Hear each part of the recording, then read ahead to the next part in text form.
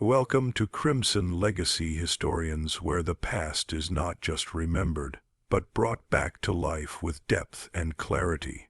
You're about to witness one of history's most calculated acts of psychological warfare. For 76 days, they didn't just imprison Marie Antoinette. They systematically dismantled her humanity piece by piece, and it all started with an 8-year-old boy. Forget everything you think you know about the guillotine. The blade that was mercy, what came before was something far darker. They discovered her one vulnerability, and they exploited it with a cruelty that still haunts the historical record today. This is the story of prisoner 280, and I'm going to show you exactly what they did to her. It's July 3rd, 1793, middle of the night, the Temple prison in Paris. You hear boots echoing down stone corridors, heavy, purposeful, getting closer. Marie Antoinette is sleeping beside her 8-year-old son, Louis Charles. Her hand rests on his chest. She hasn't let him out of her sight since they executed his father 6 months ago. The door explodes open. 6 guards flood the room holding a document, an order. They've come for the boy.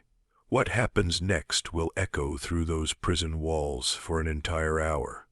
A former queen transforms into something primal. A mother fighting for her child with every ounce of strength she has left. She throws her body against the door. She screams until her voice breaks. She begs them to take her instead. But here's what makes this moment so much worse. This isn't random violence. This isn't chaos.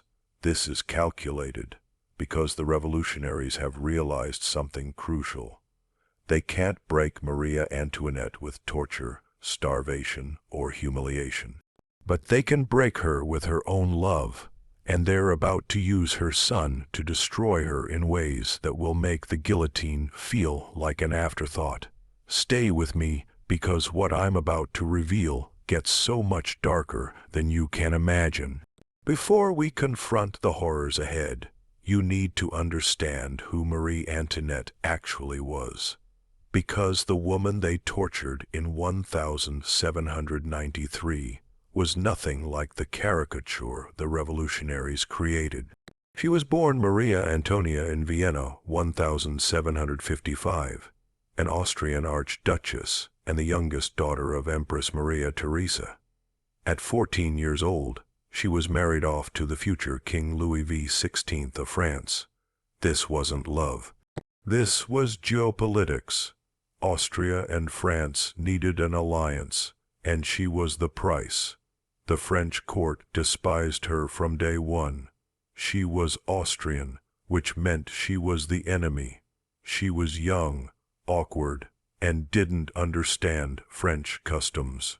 The courtiers mocked her accent, her clothing, her every move. Even her own husband ignored her for years. Their marriage wasn't consummated until 7 years in. A humiliation that became public gossip across Europe. So she did what any isolated young woman might do.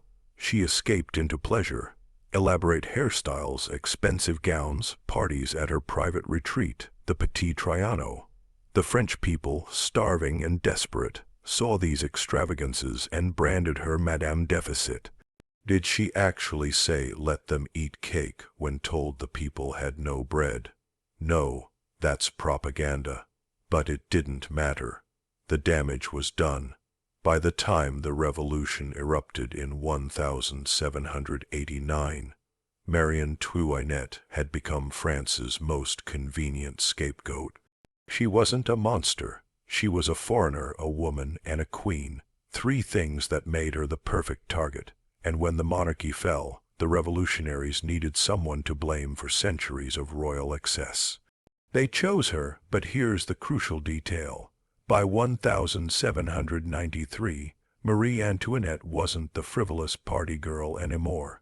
She was a mother of 4 who'd watched her oldest son die of tuberculosis at age 7. She'd seen her husband dragged to the guillotine. She'd spent months locked in the Temple prison with her surviving children, knowing any day could be their last. She'd already lost everything: her crown, her freedom, her husband, her country. The revolutionaries were about to teach her that she could still lose more. Let me paint you a picture of the Temple prison, because this place was designed to break people long before they ever reached the guillotine. It was a medieval fortress in Paris, originally built by the Knights Templar. Dark, damp, oppressive. After King Louis XVI was executed in January 1793, Marie Antoinette and her two surviving children, 14-year-old Marie and 8-year-old Louis Charles, were locked in a tower, guarded day and night. At first, they were kept together. Marie Antoinette tried to maintain some semblance of normal life for her children.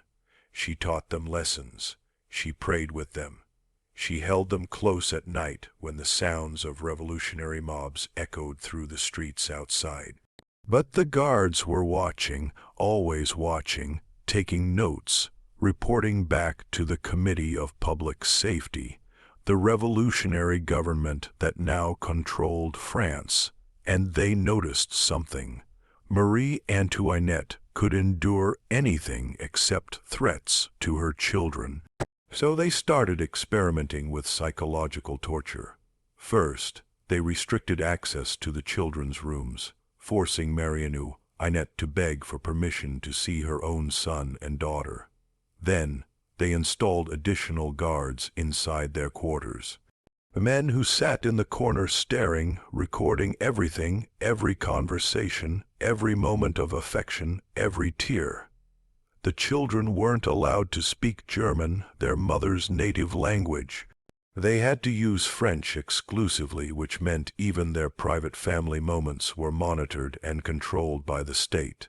Marie Antoinette started to unravel. Her hair, which had been light brown, began turning white from stress. A condition called Marie Antoinette syndrome, which is actually a real medical phenomenon. She stopped eating. She developed hemorrhaging that she tried desperately to hide from the guards, but she held on because she still had her children. The revolutionaries knew they needed to take that away from her. July 3rd, 1793, the date that would define Marie Antoinette's final torment. Let me walk you through what happened that night, because the primary sources, the actual testimony of people who were there, are absolutely devastating. It's around 10 p.m. Marie Antoinette has just put 8-year-old Louis Charles to bed. He's sleeping in the same room. She hasn't let him out of her sight since his father's execution. Her daughter, Marie Tz, and her sister-in-law, Madame Elizabeth, are in adjacent rooms. Then they hear it, boots, multiple men coming up the tower stairs. The door bangs open. 6 municipal guards, led by a man carrying an official decree from the Committee of Public Safety. They've come to take Louis Charles away. He's to be re-educated by the Republic, separated from his mother's corrupting influence. Marie there's later wrote about this moment in her memoir. She described how her mother went from composed to feral in an instant. Marie Antoinette threw herself between the guards and her sleeping son. She grabbed Louis SHL and held him so tightly that he woke up crying, confused, and then she started screaming. Not the elegant objections of a former queen. Raw animalistic screaming, "You will not take him. You will have to kill me first. He is just a child." The guards tried to reason with her. The order came from the highest authority. She had no choice. She didn't care. For 1 full hour, 60 minutes, she physically blocked the doorway, holding her son, refusing to let them pass. The guards threatened her. They threatened the boy. They threatened her daughter. They said if she didn't comply, they would use force and people would get hurt. Marie Antoinette kept fighting. Finally, Madame Elizabeth begged her sister-in-law to stop. The boy was sobbing, terrified. Marie was hysterical, and the guards were getting violent. Marie Antoinette's resistance broke. She kissed Louis Charles one final time. She whispered something in his ear, "We'll never know what." And then she watched as 6 grown men dragged her 8-year-old son down the tower stairs, his screams echoing until they faded into silence.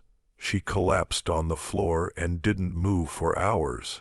But here's where it gets truly evil. The revolutionaries didn't just take her son. They gave him to a man named Antoine Seong, a radical cobbler specifically chosen to destroy the boy, and Simon's methods were horrifying. Louis E. Charles was locked in a dark, windowless room.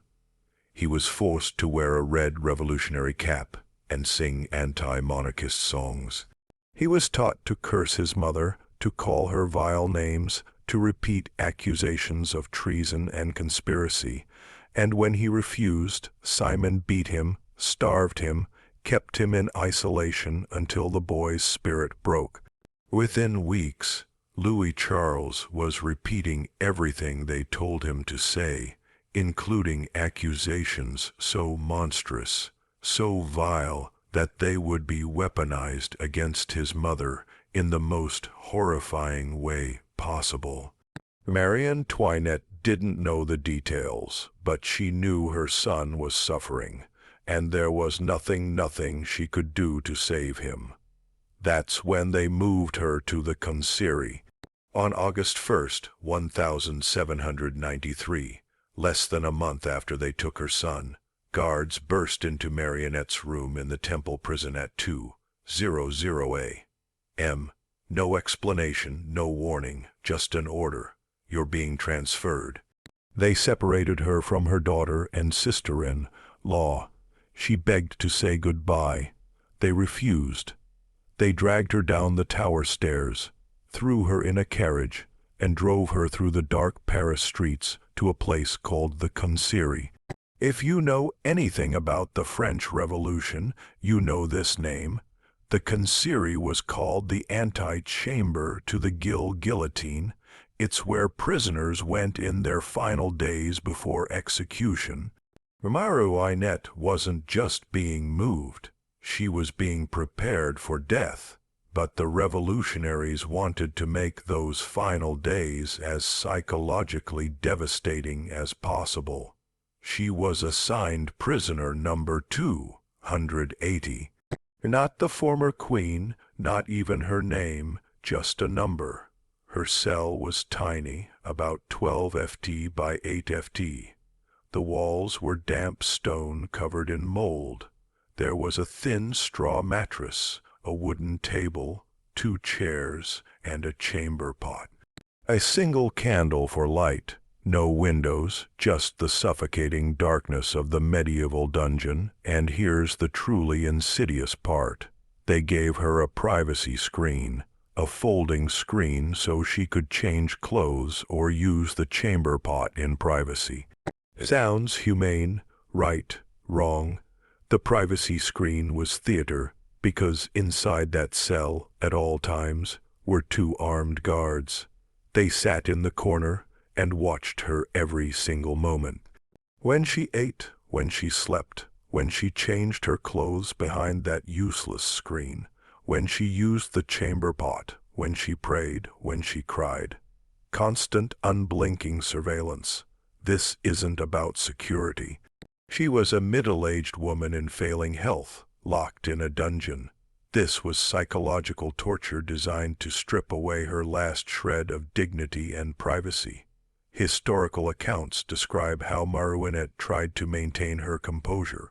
She would sit for hours staring at the wall, her face completely blank. The guards reported that she barely spoke, barely moved, barely ate. But at night, when she thought they couldn't see in the candlelight, they heard her crying, whispering her son's name, Louis Charles, over and over. She developed severe hemorrhaging, likely uterine cancer or complications from the stress. She bled through her clothes and had to ask the guards for rags, a humiliation she endured in front of men who stared at her without mercy. Her hair, now completely white, started falling out in clumps. She was 37 years old. She looked 60, and then came the trial. October 14th, 1793, 8 a.m., Marie Antoinette was dragged from her cell to the Revolutionary Tribunal. This wasn't a trial, it was a performance. The verdict was already decided, but the revolutionaries needed a show, something to justify her execution to the public and to history. The courtroom was packed. Revolutionary officials, journalists, citizens eager to see the former queen humiliated. The prosecutor, a man named Antoine Fouquier-Tinville, prepared to unleash charges of treason, conspiracy, and financial corruption. Marie Antoinette sat in the defendant's chair, pale, gaunt, dressed in widow's black. For 2 days, they threw accusations at her. That she conspired with Austria, that she squandered France's treasury, that she planned counter-revolutionary plots. She responded to each charge with startling composure and intelligence. She refuted false claims. She admitted to mistakes without groveling. She refused to be broken. So Fouquier-Tinville played his final, most venomous card. He called a witness, Jack Ebert, a radical journalist, and he bare repeated accusations allegedly made by Marie Antoinette's 8-year-old son, Louis Chal. The boy, under coaching from his captives, had claimed that his mother committed incest with him. Let that sink in for a moment. They accused her of sexually abusing her own child using testimony tortured out of an 8-year-old boy in a public courtroom in front of hundreds of people. The room went silent. Even the bloodthirsty mob seemed stunned by the depravity of the accusation. Marie Antoinette had remained stoic through every insult, every lie, every threat. But this shattered her. She stood up, her voice, which had been calm, cracked with raw emotion. "I appeal to all the mothers present in this room," she said, her eyes blazing. "Is there among you a single one who would not shudder at such an accusation?" She didn't address the judges. She spoke directly to the women in the crowd, mothers, daughters, sisters. For the first time in the trial, she wasn't defending herself as a queen. She was speaking as a mother whose child had been weaponized against her. Nature itself refuses to respond to such a charge made against a mother, she continued. "I appeal to all mothers who are listening to me." The courtroom erupted. Some women in the crowd who had come to juror at her execution were moved to tears. Even some of the revolutionary officials shifted uncomfortably.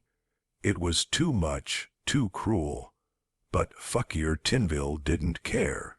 He steamrolled through the rest of the trial at 4:00 a.m. On October 16th, after a trial lasting less than 2 days with no real evidence, Marie Antoinette was found guilty of high treason and crimes against the state. The sentence, death by guillotine, execution scheduled for later that same day. She was given a few hours in her cell to prepare for death. Back in her cell, with dawn approaching and death only hours away, Marie Antoinette was finally given a pen, paper, and ink. She didn't write a political manifesto. She didn't curse the revolution. She didn't beg for mercy. She wrote a letter to her sister-in-law, Madame Elizabeth, who was still imprisoned in the Temple with Marie Antoinette's daughter. The letter is one of the most heartbreaking documents in history. Let me read you parts of it. "It is to you, sister, that I write for the last time. I have just been condemned not to a shameful death.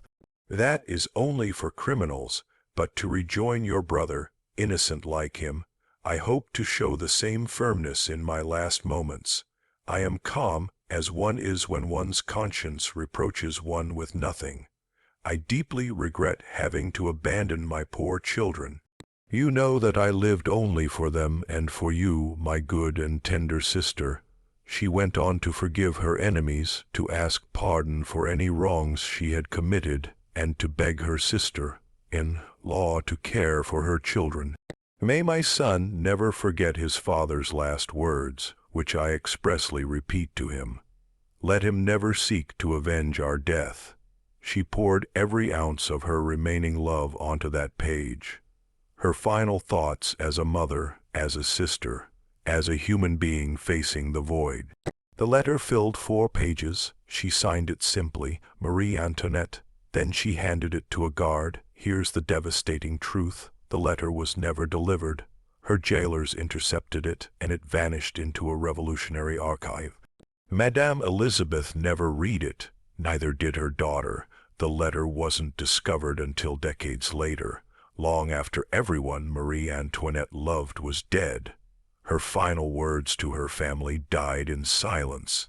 October 16, 1793, 11:00 a.m.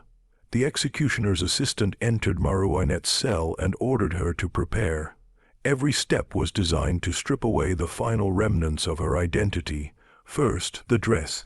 She was wearing a simple black mourning gown she'd worn since her husband's death. The guard ordered her to remove it and put on a plain white chemise, the uniform of the condemned. She asked to change in private. The guard refused. She had to undress in front of the men who'd been watching her for months. Second, the hair. Her hair, now completely white and brittle, was crudely hacked off with shears. No ceremony, no care, just rough hands and sharp blades, cutting away one of her last physical dignities. Third, the binding. Her hands were tied behind her back with coarse rope, so tight it cut into her wrists. She flinched and said quietly, "You did not bind my husband's hands like this." The guard ignored her. At 11:00 a.m., she was led out of the commissary into blinding daylight. She'd been in that dark cell for 76 days. The sunlight hurt her eyes. She expected a closed carriage, the small mercy her husband had been granted. Instead, there was a rough, open wooden cart called a tumbril, the kind used to transport animal carcasses. She was forced to climb into the cart and sit on a plank, hands bound, exposed to the entirety of Paris. As the cart lurched forward through the streets, thousands of people lined the route, screaming, jeering, spitting, throwing garbage. One man sat at a window sketching furiously Jack Louis David, the revolutionary artist who'd voted for her death. His drawing survives. It shows a thin, hollow-eyed woman sitting rigidly upright, her face a mask of grim dignity as the world howled for her blood. The journey to the plaster revolution took over an hour.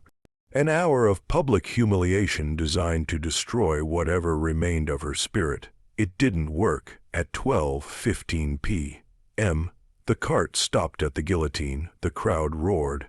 Marie Antoinette climbed the steps of the scaffold without assistance, her legs shaking but her head held high.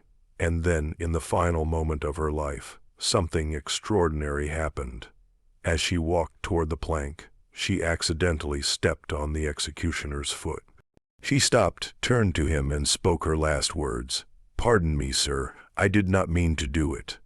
An apology to the man about to kill her. A bizarre, surreal act of courtesy. The final reflex of a life lived under royal protocol. But it was more than that. It was a choice. In the face of absolute degradation, she chose grace. 20 seconds later, the blade fell. The French Revolution wanted to destroy Marie Antoinette, the symbol, the Austrian woman, the wasteful queen, the embodiment of royal excess. They subjected her to unimaginable psychological torture. They weaponized her own child against her. They stripped her of every dignity, every comfort, every shred of privacy, and in the end, they failed.